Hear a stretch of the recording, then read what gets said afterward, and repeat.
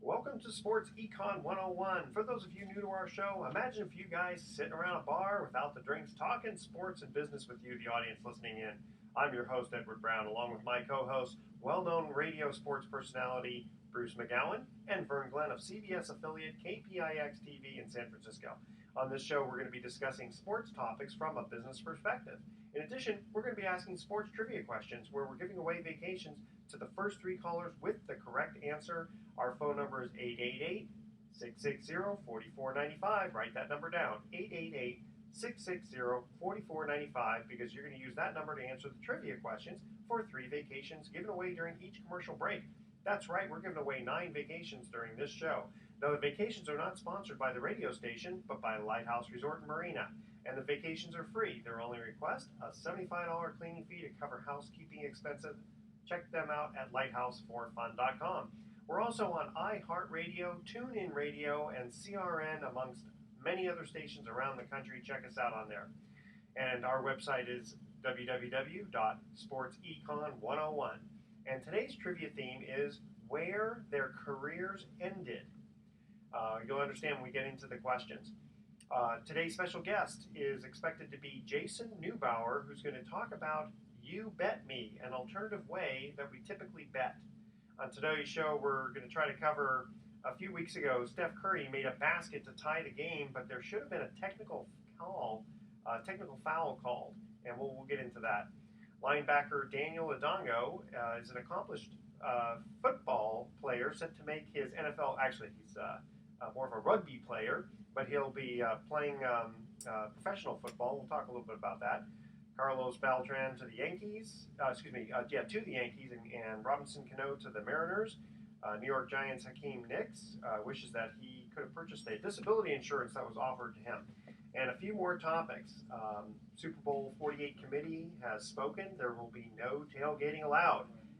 This segment of Sports Econ 101 is sponsored by Pacific Private Money, providing mortgage investments that are currently yielding 8% secured by real estate. Doesn't get any more conservative than that. Check them out at pacificprivatemoney.com. You're listening to Sports Econ 101, and we'll be right back. The cell phones. Cell phones, turn them off. Okay, ready? And away. Okay, it's off. we go. Well, welcome back to Sports Econ 101. I'm Edward Brown, your host, along with Vern Glenn. Well, we're here, America. And Bruce McGowan. Happy holidays. And we are on the phone with Jason Neubauer, who is going to talk to us about something called You Bet Me, which is some kind of alternative way that we typically bet. Jason, welcome to Sports Econ 101. Thanks for having me. Hey, Jace. Okay, so now first question, what is You Bet Me? Hey, You Bet Me is the easiest way that you can create bets with your friends. You can create a custom bet about anything. You know, it could be, will you be late to a meeting? Can you lose 10 pounds? I've even seen it used as an icebreaker to get a date with a girl. So we have all the sports lines in there naturally because people bet on sports, but our users literally play for whatever they want. It could be dinner, drinks, movie tickets, literally anything you can think of. Well, I should have bet my best friend years ago because he never thought I'd get a date with my wife. He always said, "Oh, go ahead, ask her out." I said, "How much you want to bet that I get a date with her?" He goes, "I'll bet you $100." But I never took him up on it. So. Well, it's the same thing. You know what? I was dating this one girl, and this guy said, I said, "I think I'm going to marry her someday." And he goes, "No way. I'm still married after 24 years." How about that? So how does it actually work, Jason? Yeah, I mean, it's awesome. So simply right now, we launched initially on iOS, and early next year we'll release to Android, but you just download the application, you sign up, and then you can import your friends from either Facebook or your contact list, and you can make the bets right away. It only takes 5 seconds or less. Sounds like fun. I mean, I wish this was available. I could have really embarrassed my good friend back in the day, 20 years ago or whenever it was. Well, you still can, because now you'll say, I bet I can take my wife out to dinner. Yeah, I don't know about that. Have a date night, yeah. Exactly. Here's the typical talk show question. What inspired you, Jace? Yeah, actually growing up and even in college, I was actually a terrible gambler. And, I just didn't think, but I really enjoyed betting. And I always found myself, betting with our friends. And, everything that was out there was really always kind of this negative connotation of betting tied to gambling. So, to us, we're kind of the modern day handshake and the anti-gambling website. To us, because we focus on the storytelling of the bet and not the transaction, it's really a unique way for everybody kind of involved to make friendly wagers.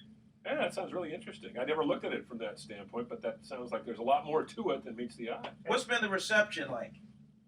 It's been really well. I mean, we have this kind of unique way of, combining the digital and analog world. It's like as in we're creating, the bets on our smartphone, but the bet analog as in we're creating this new social experience as a result of the bet. So the adoption rate has been really high for us, early on. We just launched publicly about 45 days ago. So what about the legality of it? If people are going to be betting money, like let's say I get on the You Bet Me, and I do it with Vern here, and I say, I think the Niners are going to beat whoever they're playing next by so many points. And you go, okay, you're on for $5 or whatever. Yeah, so we don't do anything affiliated around the transaction. So the only thing you can lose on You Bet Me is your credibility. So by not benefiting from the transaction directly or indirectly, we don't fall under that. We do have real money betting opportunities in Europe, which I can discuss a little bit later. Where gambling is regulated, but right now we don't focus on that. Okay, so it's more of a gentleman's agreement where you don't want to welch on a bet type of thing. Exactly. So everybody on our platform actually has a street cred. So if you didn't actually pay up your bet, I could hit the welch button and it would go out to the entire You Bet Me network. So we have like welchers a day and whatnot, but we haven't seen that problem at all yet because everything's time-stamped and it's all documented right there. There's really no more ambiguity within the handshake. It's all right there in the application. I got to ask you, what's the most unusual bet you've ever heard being made on in the short life thus far of what you're doing? I'll give you one on each end of the spectrum. I saw one where a husband had to go to the gym by 9 a.m. and he had to show photo proof that he was at the gym. And then if he did that for his wife, when he came home, he got to choose whether he wanted to be tied up by his wife or he wanted to tie up his wife. Wow! Daddy likes that. Oh my God! Hey. Okay, so that's one end of the spectrum. What's the other end? On the other end, there's actually a pastor on our platform, and he used it to incentivize one of his Sunday school students by saying if they showed up 4 weeks in a row, he would bake them a cake of like any pint that he wanted to. So it was kind of this validation, bet is just another synonym for challenge or incentivize or another level of competition, and that's kind of my job as a CEO to educate the general public that betting doesn't always have this negative connotation tied to it. And how do you make money on it? Is it just strictly the advertising that probably comes along with it? Really in our kind of initial phase, we're not focused on making money or just kind of short term through ads, but we really have some low hanging fruit with these big brands. So we locked in our first partnership with this company called Naked Wine because most of these people are betting on alcohol, sex, dinner, drinks. They're looking for a different way to kind of advertise that 21 to 35-year-old demographic. So we say, hey, go on to You Bet Me today, bet on Monday Night Football, and we'll give you a $50 gift certificate to nakedwines.com. So there's this really unique way for these big brands to have a different way to interact with our users and to hit their target demographic. Interesting. Very cool. And let's see here. Okay, so now you got a lot of things on the deck for the company heading into 2014, apparently. And are you guys interested in potential partners? Yeah, I mean, we're really kind of looking at we want to expand our experience by tying in these brick and mortar sports bars. We've lined up a number of well-known sports bars in the San Francisco area, and we're planning to tie in the social betting to allow the users to bet against each other within the bars. Or patrons can bet against kind of predefined house bets. For example, like the 49ers score a touchdown in the first half, you get 50 cents winnings. Our kind of concept is that it'll allow the bar owners to offer a unique experience to further engage, their patrons, ultimately leading them to kind of staying longer, drinking, and eating more. We want our other users to see these kind of crazy bets taking place in the bar. We're going to have these marquee TVs at the bar where you can see all the other crazy bets or fun bets that are going on within the other bars. I think it's a unique opportunity to finally kind of solve that brick and mortar tie-in with the digital experience, something that a lot of startups, haven't been able to solve. Yeah, it kind of reminds me of Vegas, where especially during the Super Bowl, you used to be able to bet on the coin flip until that one situation happened. Right, Made a mistake. right. Other than that, I mean, is the first score going to be a safety? Is somebody going to outrun somebody else? I mean, there's all kinds of neat bets. First penalty, what is it? Yeah. Oh yeah. So I mean, I can see a sports bar really taking hold of this because they, especially if they're unique in doing it, they get a lot of business. Yeah, I agree. I mean, we're capturing things on our platform that used to be word of mouth. And so we have a lot of unique content that's coming through, as we grow as a big data, company. And we're going to use that to better the experience of our users. And what intrigues me about this whole thing too is the fact that, yeah, people love to get into the excitement and the unpredictability of betting, but it's more than that. It's more of a social experience, as you were pointing out, and that's one thing we don't sometimes consider. I mean, the friendly wager. It's more the experience of having some fun with your friends. It sounds like you've tied into something very very unique and special. Yeah, and that was kind of the one unintended effect of the platform that I didn't really consider. Is I saw people going back on there to kind of reconnect with your friends, and what's better than your buddy who's in Green Bay, the Packers fan, who hasn't talked to you for 2 years, and you just kind of send them over a friendly wager. And I've seen people have these reconnecting conversations on our platform, and that was something really that got me fired up. Almost a form of Facebook there in a way. Yeah. Yeah. I mean, I can see that being sort of a fun way to enjoy the game a little bit more without it really costing a whole bunch. Yeah. So, Jason, stay with us for a little bit because we want to talk a little bit more about this, and then you can explain to us a little bit more about how to get the app and all that fun stuff. Okay, we're going to cut to our first commercial break. Here's the first trivia question. Again, the theme is, where did they end their careers? All right, here it is. Jim Zorn was the first quarterback of The Seattle Seahawks in their inaugural 1976 year. I actually covered Jim Zorn back in the late 70s when I was working in Seattle. I Nice like guy. him. Very nice nice guy. Like Yeah. Steve Largent too. Yeah. Very good. Good combo. Good combo. Now he led the team until 1984 when he was replaced by David Craig. David Craig. Okay. For which team was Zorn playing when he threw his final pass? Okay, the first three callers with the correct. An NFL team. Yeah. Correct. Oh, yeah. Okay. All right. Just yeah, he wasn't. I don't want him to go to the Ottawa Rough Riders. Yeah. Exactly. Yeah. I should know that one, but I don't think I do. Okay, we love stumping these Yeah. guys. Okay, the first three callers with the correct answer win a free 3-day, 2-night stay at the Lighthouse Resort. Their website is lighthouse4fun.com. Call 888-660-4495 to answer this question. Jim Zorn was the first quarterback of the expansion Seattle Seahawks in 1976. He led the team until 1984 when he was replaced by David Craig. For which team was Zorn playing when he threw his final pass? 888-660-4495. Don't touch that dial. Sports Econ 101. We'll be right back. I know he's coaching somewhere now. He's like an assistant coach. Yeah, he's like the quarterback's coach. And I remember he had that Johnny Unitas flat top haircut. Yeah. Yeah, he did at first, Right. and then it was interesting. He and Largent were both born again Christians. Yeah. Oh, so they were too, real goody two shoes. Nice guys, but really goody two shoes, both those guys. But that was a great combination, though. Those two guys. I think they had like 10 touchdowns one year, 12 another year. Guess who else became a born again Christian? If you believe what you read. In 1984. No, I don't know when he. I looked this up. I'm trying to get him on as a guest. An athlete? Yeah, you'd consider him a sports athlete. I mean, Well, is he known as a sports athlete? Is he best known as a sports well, let's athlete? put it this way: he's a wrestler. So He's a wrestler. You know, Oh, Hulk Hogan? no. No. No. He's got to be somebody like. Who are some of the? I don't follow pro wrestling, unfortunately. And apparently, according to the story, in prison is where he became a born again Christian. He was in prison. Yeah. I'm sure it'll be very obvious when you mention it. Lex Luger. Lex Luger. Never heard of him. Never heard of him? Okay. Oh, come on. Let's, No, he was more wrestler / manager Oh, type. okay. And the thing is, Yeah. apparently his girlfriend was the lovely Miss Elizabeth, who was Randy. So she Savage. got done with Luger and then traded up for Randy. No, I think it was the other Or was way. the other way around? I'm trying to get him on the show and then we'll ask him. Never got into Because pro wrestling. when Savage died, Yeah. And driving off the road, she was in the car. Jeez.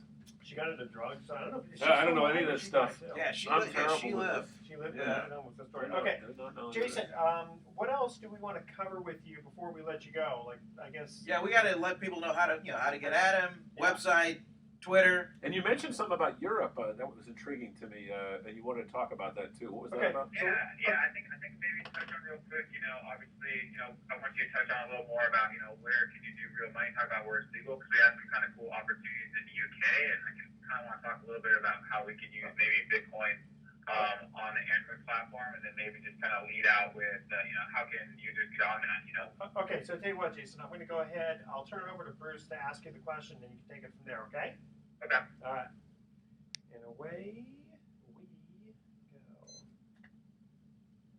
Welcome back to Sports Econ 101. I'm Edward Brown, your host, along with Vern Glenn. Yep. And Bruce McGowan. All right. All right. And when we get to the first commercial break, the trivia contest theme is where they ended their careers. Here was the question. Jim Zorn was the quarterback of the expansion Seattle Seahawks in 1976. He led the team until 1984 when he was replaced by Dave Craig. For which team was Zorn playing when he threw his final pass? Well, I know he played college ball at Cal Poly Pomona, of all places. No, this is a professional. But I'm gonna guess Dallas. I'm gonna guess the Rams. Nope. Tampa Bay Buccaneers. There you go. One game in 1987. There you Old go. career, where old careers go to die. Boy, don't they ever. Yeah. That is just. Tampa Bay Buccaneers. I love Jim Zorn, though. You know, Jim Zorn would have been great in the read option because he could take off and run. He was like Bob. You remember Bobby Douglas of the Bears back in the left-hander with great running skills. He was good. He was very underrated, Bobby. Yeah, he's a big guy. Big guy, about 6'4", about 220. Jim Zorn wasn't a big guy. He was about 6'2", maybe 210, average size. Okay. We are on the phone here with Jason Neubauer, who is talking to us about an app called You Bet Me. And Bruce, you want to ask him an interesting question? Well, he was mentioning that there was some possibilities of getting involved with this venture in Europe, and then you can potentially some of your customers or people that are interested in this enterprise, Jason, could get involved. And how does that work now? Explain that. Yeah, I mean, when you're looking at, the international market, such as United Kingdom, where, betting is legal, it really makes the most sense for us to kind of, find the right partner and leverage our platform to do real money. It is a way for us to monetize. I mean, there's companies like Bettables, who's a viable option for us that do 50-50 sort of rev shares with the real money aspect without having us to go really pursue the licensing ourselves. I think there's a unique opportunity with to leverage Bitcoin as a form of our payment on our Android platform, but we'll see as we release that, early next year. This whole thing sounds really interesting to me. I mean, it's I guess, sort of typical of the 21st century, the endless possibilities that exist within the internet, but also relating to sports fans who, and let's face it, young people today are just as big, if not more, into sports than they were, 20, 30 years ago. Yeah, I totally agree. I mean, I think, technology is finally at this point where, there were some desktop versions, around the peer-to-peer space, but, I think social networks and SMS messaging is finally at this point where now we can take this experience, put it online, and it can be easy and fun, and that's really the opportunity that I'm going after. Very cool. So, Jason, how do people get a hold of you or You Bet Me? How do they do it? Yeah, you just go into the App Store and you can download You Bet Me for free. And I love hearing from our users on Twitter. So you can find me at Jason Neubauer on Twitter or You Bet Me, and I'll be sure to get back to you. I mean, the users are our number one priority to us, and I built this thing the way I would use it, with my friends and around that. But at the end of the day, it's my users out there that matter. Well, I can imagine that once it gets started, it's going to be steamrolling quite a bit. It'll explode probably. Jason, thank you so much for joining us on the phone. Remember the little people. Yeah. On your way up. Happy holidays, Jason. That's right. All right. Oh, very interesting. Very cool. Yeah. Okay, we're going to move on here to, first of all, did you guys see that hit that was put on the punter for the Bengals? Oh, my gosh. And we're trotting off the field with like part of a towel in his mouth because he was bleeding so badly. Did they figure out, did he bite through his lip? Or who knows? But I mean, just another classic case where he just did not see it coming. Yeah. But now, is it considered helmet to helmet? I mean, he hit him under the chin. And it's funny because they talk about how punters and kickers are, defenseless. They're vulnerable. Yeah. But now, are they vulnerable once the play is like in motion? It's one thing when they're kicking the ball and then they're defensive. If the ball is in play, I mean, you got to keep your head on the swivel. Yeah. Exactly. They're not defensive anymore. Yeah. Right? Yeah. I'd rather be a guy who kicks extra points, PATs, and kickoffs. I don't want to be the guy who's punting. You're an open target. The only guy who really always stayed out of trouble, I remember Ray Guy.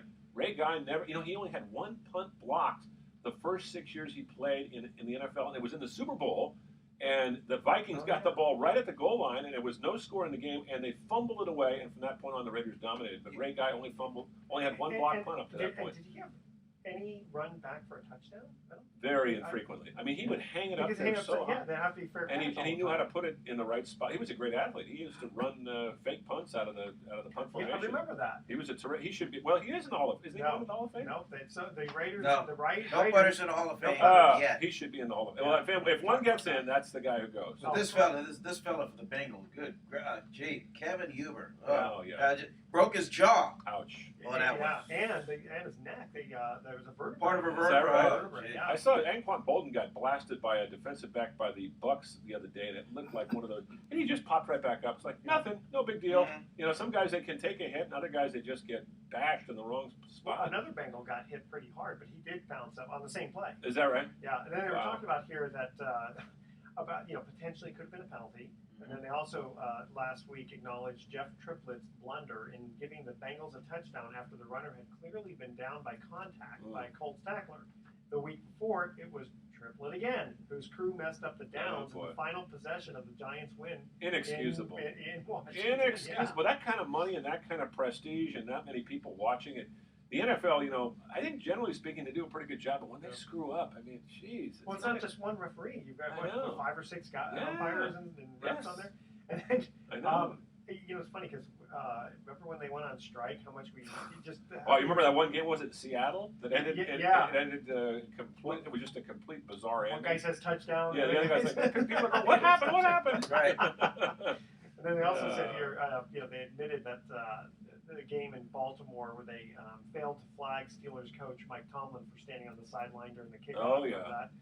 And he ended up getting what, $50,000 fine? $100,000 fine, and he didn't trip the guy. He just was stepping on. Did he have to pay that out of his own pocket, or did the team pick that up? I don't know. That's a good question. Yeah. That's a lot of money. They 2 weeks before that, the league was forced to address how officials handled the end of the Carolinas' win over New England when a flag was thrown on final play. Oh, right. Remember that? As the Patriots were intercepted in the end zone. And then they said no penalty. They didn't give an explanation. Oh, and that was a terrible call. I mean, the Patriots got. It's interesting. The Patriots have won like 5 games in the final seconds, and they've lost 2. That one and the one this past week, where the ball was intercepted against Miami in the final. It's intercepted by the former 49er. Former Stanford Cardinal, Michael Thomas, yeah, who was put on waivers by the Niners and picked up that week. He goes to Miami. Yeah. Get this, Edward. His only practice with the Dolphins was on the scout team, so he had no real reps playing like in the Miami Dolphins base defense. So they stuck him in there, and he broke up one pass that should have maybe been a touchdown, and then he picked off Tom Brady when it mattered the most. What a great moment. My guess is it's probably a little, I'm just guessing now, it's probably a little easier to be in that position because, was he a safety? Yes, safety. So being a safety, he's got a little bit more flexibility to be, a little on your own, right? But still, you got to make that close. I'm very impressed still. But still, I mean, you got to read Brady, you got to be in the right spot. I mean, you're playing center field back there. I mean, you can't let anything. That's right. I'm not taking anything away from him. But what a year for the Patriots! So 7 games that have gone down to the final seconds. They've won 5 and lost 2 of them. Amazing. Like I said, remember the guy we had before who said the sports are rigged? I'll tell you. I remember this is going way back. 1970. George Bland, 5 weeks in a row, either won a game or tied a game, or by throwing a touchdown or kicking a late field goal. And he was on the cover of Sports Illustrated. The oldest pro strikes again. 43-year-old George Bland played till he was 48, and then 26 incredible. Years in the NFL. Yeah. But it helps to be so versatile. Well, he could kick. He was a good kicker. Maybe not as good as that kicker for Baltimore the other night, but I mean, what was that? A 61-yarder with 61-yarder to win. Wow. Yeah. What about the 64? 5 field goals, 6 field goals in the game, all made. That was the only all the points put on by the Baltimore Ravens. Boy, I hope those. Which, by the way, my Saltless Nuts fantasy football team, closest margin of victory, got to be in the history of our league. I won 117.7 to 117.4. Oh my gosh! Woo. Wow. Woo! That's cutting it close. I was sweating, baby. That is cutting it close. Tell you what, before we go to a break, I want to also cover this. Do you guys remember a few weeks ago, Steph Curry makes a bucket to tie the game? Oh, yeah. But there should have been a technical foul. You know why? Why? Because Nemanja Nedovic, he was coming onto the court to celebrate. So that meant there were 6 men Oh. on the floor when the Mavs put the ball in play with 1.5 seconds Oh to my go. gosh. And, Are you and sure those about that? things- That's right. That was sure a- they didn't call timeout No, after they he hit didn't. that bucket? No. They didn't have any They timeouts didn't have any left. timeouts Yeah. left, so they went right in, and right away, in theory, they should have said, wait a minute, there's 6 guys on the floor. Yeah. Doesn't matter that he's just a spectator, you know, jumping up and down, another Mike Tomlin type That's thing. right. Right? And They so were very lucky. They were. Very So lucky. if the Mavs, and this is like speculation, right? But if the Mavs would have made the technical foul, then they would have had the ball probably past half court, right? Yeah. At that point? Yep. And then they, with a little bit of time, potentially to set up To for a win. play to win. Isn't that amazing? Would have gone to overtime. Yeah. I was at the game against Houston, and I tell you, the Warriors right now are struggling. They're having a tough Yeah, time. 13 and 12. What? Yeah. It seems like just a cup of coffee ago they were 8 and 3. That's the NBA, and it's a Western Conference. It's tough. The West is much better than the Speaking East. of struggling, how about Kobe? Oh, yeah. Lakers have won with him. Yeah, They're even worse with him. Well, a torn Achilles tendon, that's the toughest thing to come back from. He's 35 years old. I mean, you come back from that. I remember Phil Smith was a great player for the Warriors in the 1970s. He was an all-star, 2-time all-star. Tore his Achilles, was never the same. Never played more than a couple Worked years. out pretty well for Michael Crabtree. Yeah, It sure did. difference. Okay, we're going to cut to our second commercial break. Again, the theme is, where did they end their careers? Quarterback Jim Hart, remember him? Oh, He played sure. 18 Wow, seasons with the Cardinals. With the Cardinals, Right. Great quarterback. Which team did Hart play his 19th and final season? I've got no heart on this one. The first 3 callers with Boy. the correct answer won a free 3-day, 2-night stay. Another couple. Lighthouse Resort. I told you I had to get some tough ones for Yeah, you. These guys bounce around. I mean, Yeah. they're like But the next barely one, on the roster the next one with will other be, two. the next one will be easy. This one I guess Okay. is hard, right? Okay, 888-660-4495. Says the man holding the question and the answer in his right hand. Yeah. Quarterback Jim Hart played 18 seasons for the Cardinals, St. Louis Cardinals. Which team did Hart play his 19th and final season? 888-660-4495. Don't touch that dial. Sports Econ 101. We'll be right back. I think they only went to the playoffs like 3 times and lost all 3 first-round games. But he was a great quarterback. San Yeah, he Diego? was pretty good. Was it San Diego? I'm not telling you. He's not telling us I until don't- we hit the air. I don't remember Jim Hart playing anywhere else but I didn't either. St. Louis. With the St. Louis Cardinals. Yeah. 18 I don't Years? either. 19. And 19 he started in the years. 60s. But he played 18 with the Cardinals? Yeah. And that's all I Wow. remember. Well, I know he was a backup to Charlie Johnson back in the early and mid-60s. And then Charlie... That means for at least 18 of those years, they couldn't find anybody better than him. Yeah, well, he was pretty good. But, He was pretty you good. know, He was yeah, I remember his team Charlie was- Johnson went to the Broncos. He was actually the first guy that led the Broncos to a contending position. The Broncos were not in the playoffs, but they went to the last day of the season before the Raiders knocked them out in 1973. Charlie Johnson. Good quarterback. Then, of course, Craig Morton was the first one to take him to the postseason. Yeah, the 1977, Orange Crush. The Orange Crush. the Orange Crush. I was really rooting for them too. I remember covering a game in '77. The Raiders had won something like 16 in a row, and Staber got completely blasted the night before, drank too much booze, threw 6 interceptions.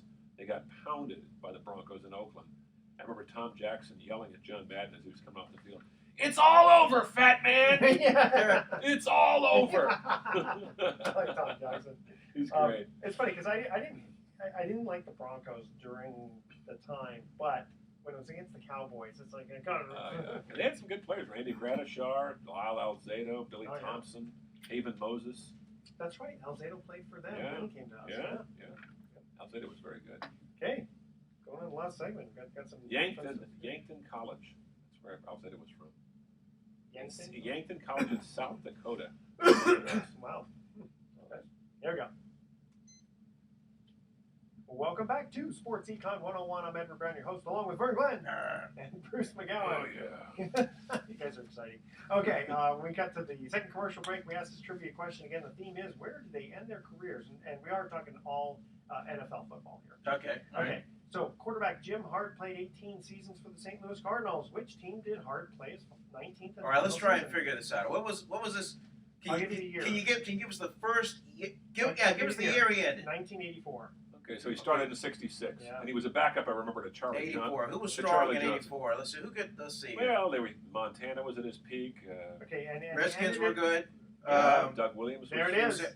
Redskins. Redskins. He was Get a- outta He here. was a backup to Joe Theismann. Oh my Oh, God! Wow. formerly known as Joe Theismann before he changed his name to rhyme with Theismann. Wow. Do you know that, Edward? No, I didn't. Yeah, when he was Yeah, when that's right. Joe was at Notre Dame, he changed the pronunciation to For Theismann Heisman. to rhyme with Heisman. Right. It's funny, but he didn't win. For his kid, no, he did not win. No. I always liked Joe Theismann. Good guy. Me too. Yeah. Unfortunately, the only thing I mean, not that I only think I remember him, but because of the Lawrence Taylor thing, putting him out of football, that just kind of stinks. But he got a Super Bowl ring. He sure did. Yeah. With I was there in 1982. John Riggins. What a great man. One of my first dealings with Joe Theismann, I was a summer intern. This is 1983. Summer intern, Channel 9, WDVM at the time. Now it's WUSA in Washington D.C. This is in Washington D.C. And I got a chance to go to Redskins training camp.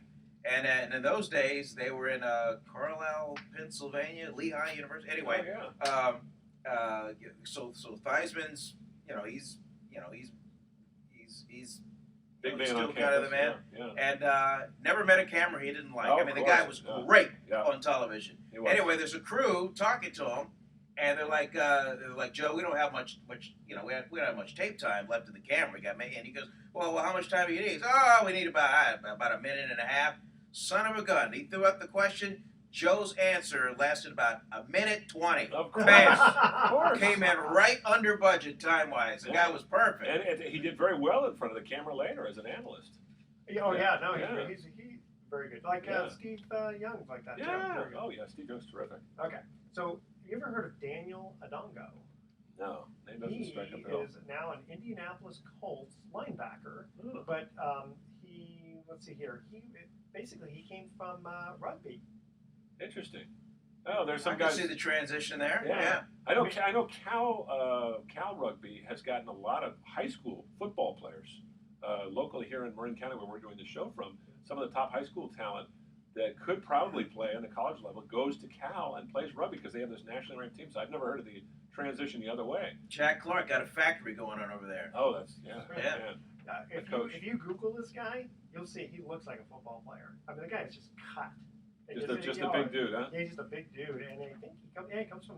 He's 24 years old. He played rugby professionally in South Africa before the Indianapolis Colts signed him in July. Where's he from originally? South Africa. He's South African. Wow. Yeah. He never visited the United States before the NFL opportunity, and he spent the previous 13 weeks in practice squad. It'd be interesting to find out what percentage of NFL players come from foreign countries. I think it's fairly small because the NBA, I think it's about 15-20%. Major League Baseball is close to 35%. And most of those are Latino countries. So in football, you get more Samoans. Yeah, you get Samoan, but you also get a few English. I mean, the Raiders have a couple guys that are from England. And the odd Frenchman or German, not too many. A few Africans. Hey, look at Christian Okoye, wasn't he? Oh yeah, the Nigerian nightmare. Boy, yeah, I think he was born there and raised here, but he was for about 4 or 5 years. That guy was tough. He was a city chief. Man, that was a stud, man. Oh, he was tough. Okay, how about this? Carlos Beltran to the Yankees and Robinson Cano to the Mariners. Yeah, how about that? What do you think? I think the Mariners both are those guys getting paid. I mean, the Mariners have just got to be thinking, what are they thinking?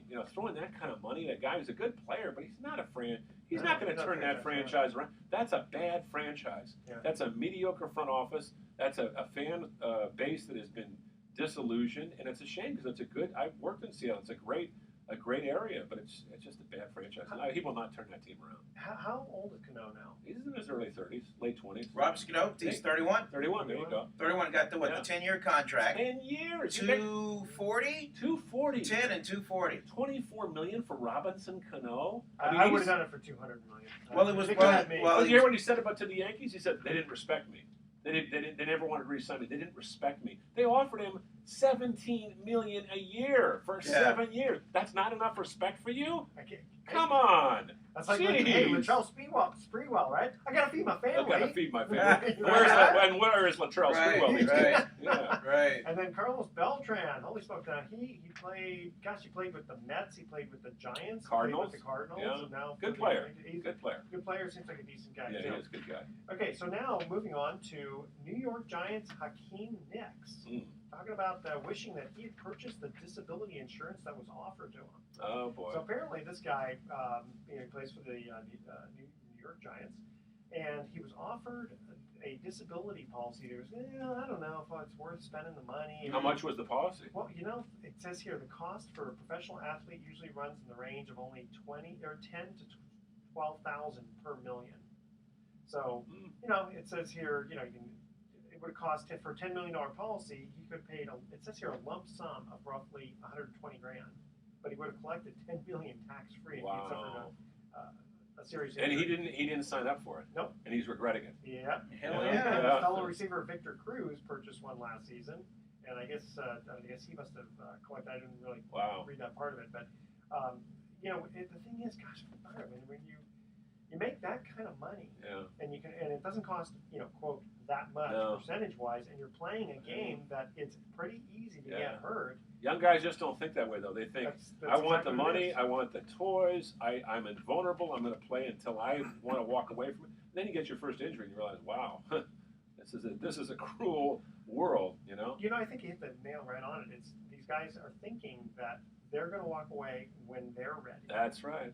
They never think about how many guys. How many of us get to walk away from anything, if you really come right down to it, when we're ready? In today's world, yeah, you're told. Yeah, you don't leave on your own terms. No, you don't. World. No, you do not. Nobody's a franchise player. Nobody. Even nobody. in the private sector. There's no for loyalty. those who are speaking in the real world. That's true. Yeah. I tell you, I've been fired a few times from radio and TV, and it happens. It's part of the game, but you just deal with it, I fired myself one time. I just wasn't cut out for it. Okay, so how many? Did you find yourself? Yeah. Find yourself. Yeah. Well, But you found yourself. I found myself. You found yourself. Yeah, there was. Here, out here in California, we have to find ourselves. You see, that's what we do. We come out here and hey, I'm okay. You're okay. I found myself. Yeah, some guy apparently, I remember reading this. He wanted to steal from himself. Okay. And then put a claim in because he got robbed. Okay, that's different. That doesn't kind of work that way. No, I don't think. But going back to the injuries part, how many more football injuries do you think that's going to happen because of cold weather? Ooh, good question. Right? That happens. It seems to happen a lot more, right? Because the muscles aren't. It'd be good to get one of these sports doctors on sometime to talk a little bit about injuries. I mean, that's a good idea. Yeah, get somebody on to talk about that. I mean, we were watching that game the other night or the other afternoon, Philadelphia, Detroit in Philadelphia during the snowstorm. Right. And that was just the craziest thing I've ever seen. I was at the Niners game and we had it on the big screen and we're watching this thing, and it looked like they were playing in a snow globe. I mean, it was insane. How do these guys stay healthy in that kind of way? Well, it's football. Well, snow, if it's not icy, isn't too bad. Right? Yeah. It's like mud. It's a little slippery. Yeah. I played some football when I was a kid in college. Just pickup games at University of Denver. We used to go out in the snowstorms. It was a blast, but it is very slippery out there. Yeah, it's kind of like being on a skating rink. It really is. Yeah, that to me, that's where it gets really dangerous. It's just where it's like icy. Yeah. But just in general, just being cold, and getting hit. Yeah. You're not that flexible. Would you rather freeze to death, or would you rather burn to death? Freeze to death. Freeze to death. Yeah. It's still painful, but the old what is it? That poem. Some say the world will end in fire. Some say in ice. From what I've tasted of desire, I'll hold with those who favor fire. But if I had to perish twice, I think I know enough of hate to say that for destruction, ice is also great and would suffice. Robert Frost, I think. Of course, with a name like Frost. Yeah, there you go. You have to choose ice. Yes. Okay, here's kind of an interesting question. And I remember asking Jamie Williams of the 49ers. Oh, great guy. Doc. Great guy. Yeah, that's right, Doc. Why are tight ends among the lowest paid NFL players? Good question. I remember Keena Turner, who also played with the 49ers, told me that he had an aversion. It sounds funny to say this. He had an aversion to tight ends. I said, what do you mean? He says, anytime I'm around somebody who played tight end, I just didn't like him. Because he had to guard the tight end most of the time. But why are they the lowest paid? Well, first of all, let's if you look at an NFL roster, you got 53 on the roster. How many tight ends do you carry with you? 4, maybe? Yeah. 4, 3? 4 or 3, yeah. So that's, what's 4 times 32? That's how many 128. jobs? 120. So 128 tight ends on an NFL roster. Man, maybe they're expendable. Big guys would go out and catch. And can block. You want to have a guy that's a good blocker. They're never going to run a go route unless you're Vernon Davis. Yeah. Or Vernon Glenn. But that's what I'm thinking is that maybe it's too, out of all the positions, I mean, it's hard to be a field goal kicker unless you can really kick well, right? Well, if you're a big guy like Gronkowski or Jimmy Graham of the Saints, those guys are kind of, they've sort of redefined the position. But I think generally speaking, most of these tight ends are, guys that are sort of anonymous. I mean, they're Yeah. good players, but they're not. Maybe they just feel that they can find these guys. I don't know. That's what I'm thinking. Is that listen, not to disparage anybody, but there's only so many people who can be a quarterback and a quality quarterback. But tight end is kind of almost a generic type of position. It's a hybrid almost. Yeah. You got to do a little bit of everything. I mean, you can take guys from other positions if they're big enough, strong enough, and as long as they can catch the ball and not fumble, they can be a tight end. My favorite tight end of all time has to be Dave Casper. I love the Ghost. God, my life insurance agent. I know you and a couple other people. Northwestern Mutual, baby. Good guy. Good guy. Smart guy. And man, I remember talking to him after games because I was just a young pup working in small market TV, and he'd say things like, you'd ask him about that great play, and he goes, it wasn't such a great play. It wasn't such a big deal. Remember, the ghost to the post play. Or I'm sorry, the famous holy roller play where he recovers the ball in the end zone against the Chargers, right? On the fumble. Yeah. He picks it up. If you watch the replay, he picks it up, tosses it to the ref, and just kind of jaunts off the field. All of a sudden, his teammates come and pummel him in celebration. But you got to be. I mean, you got to be really intelligent to be thinking, because who's thinking that's going to happen ahead of time? But he's smart enough to know, if he just picks it up, he can't run with it. He said, I was looking down at the ground. He said, I saw the 5-yard line go by, and I kept pushing it and kicking. They said, then I saw the big fat goal line going by, and that was the time to fall on. I mean, that's brilliant. Yeah.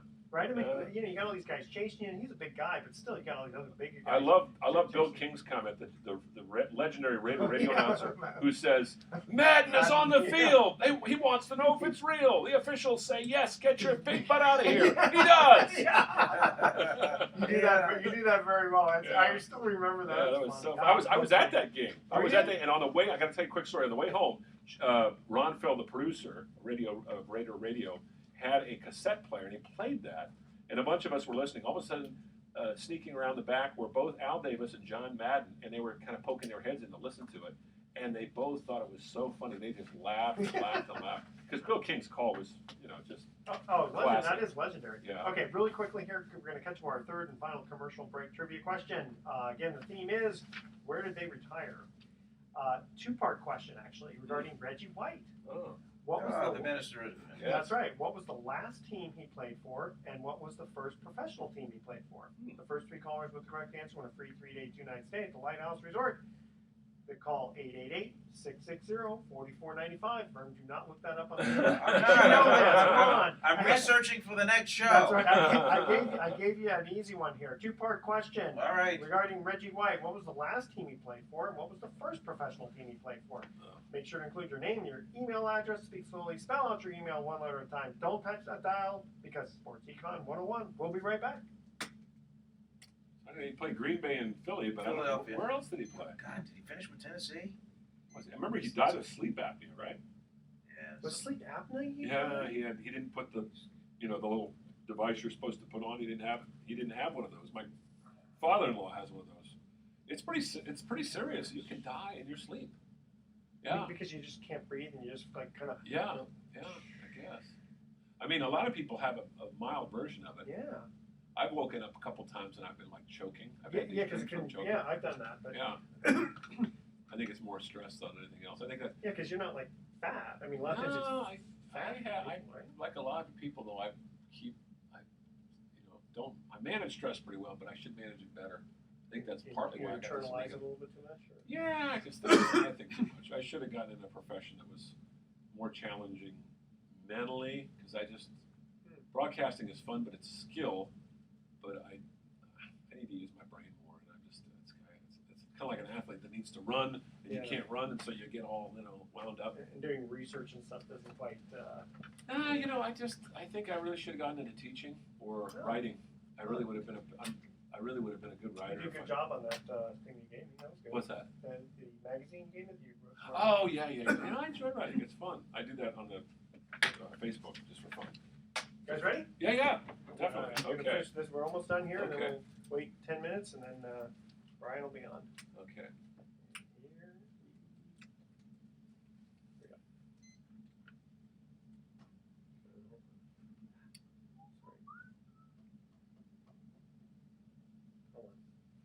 Hold on, folks.